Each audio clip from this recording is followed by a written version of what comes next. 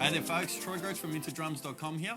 Now I've got a little bit of a different video for you guys today. Today is new head day for my kit. So rather than just doing it in the background and then you guys see in the next video, oh, you got coated heads, I thought I would take you through the process with me. So what I'm looking at doing today is I'm going to change the top heads on my drum. So I'm going to change the snare head and the 3 toms. I'm not going to change the bass drum because I'm pretty happy with the bass drum. And the main reason isn't for tone or anything. These toms to me still sound like they've got quite a bit of tone left in them, but it's more of a lighting issue that I'm having, so I'm going coated. Now the other thing with coated versus clear is clear tend to be a little bit more of a bright sound, which I actually really like, but I'm thinking now the coated not only going to be better for the light, but it's going to give it a slightly warmer sound to the drums. So we'll see. I mean, it's all about experimenting. So the heads that I've selected are a coated ambassador on the snare and coated emperors on the toms. So we've got a 10-inch tom, a 12 and a 16. This is also known as a Fusion Plus setup. Now to make the whole job a lot easier, I've just purchased one of these packs from Remo, which come with all the heads I need. So you got a snare, 2 toms and a floor tom in there. It's at a discounted price and it just makes it a lot easier. Not to mention convenient. So if you are in Melbourne and you're looking to buy one of these packs, head on down to GH Music, or alternately you can head to Drum Tech in Northcote, and both shops are awesome, so they'll look after you. Otherwise, just find your local Remo dealer and get yourself some heads today. All right, so enough yapping, let's get on to it.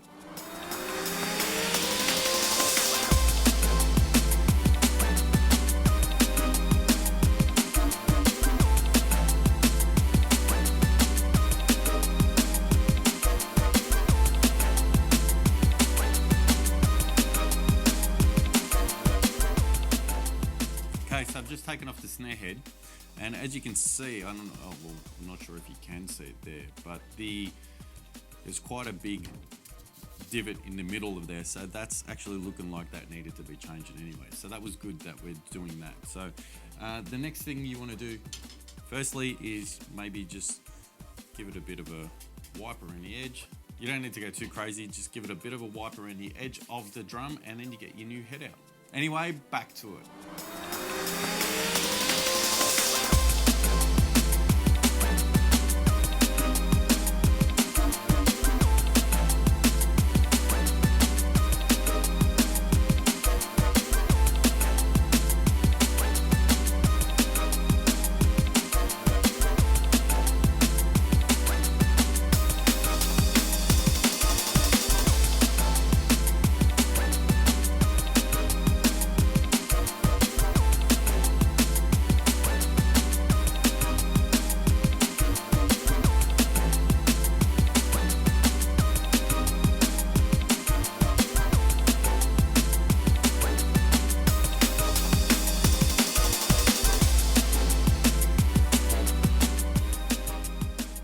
So I've just changed the snare and I've got it roughly where I want it tuning wise, but I'm not going to do my final tune here, because what I find is, especially when I first change your heads, they're going to move around a bit, and if you just press a little bit in the center, by the time I come around again and I've done all the toms, I'm going to come back to the snare and then I'm going to fine tune it. And you might find that you might have to fine tune it for a couple of days after, depending on how warm it is in your room and stuff like that.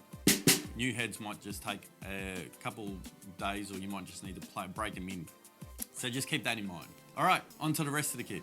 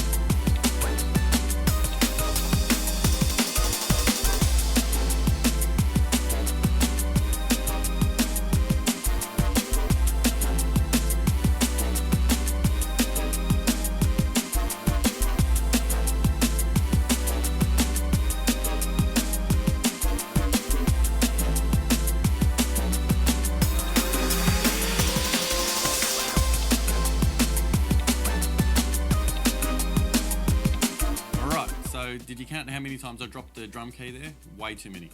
The old heads are just off to the side there. I'm going to keep them in a case or in the box because they're still okay. There's nothing wrong with the tom heads. The snare head, probably ready for the bin. So now I'm going to go and tune them properly, put the mics back on and see how I go.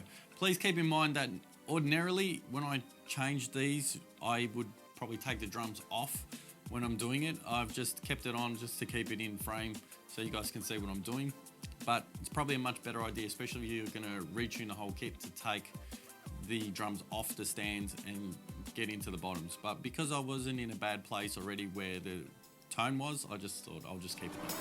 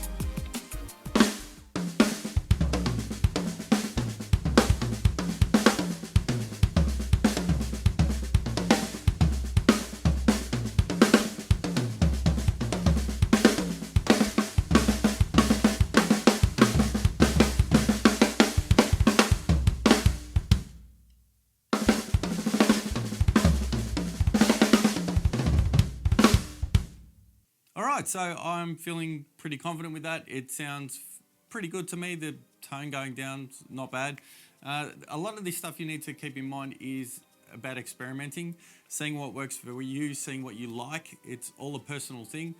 And yeah, I am very much as much about the feel of the drums, how they respond, as well as the sound. So sometimes they could sound great and they just don't feel right, and I need them to feel right. So again, more experimentation needed when dealing with that kind of stuff. And honestly, the only way to get better at doing this stuff is to do it. Don't be scared of it.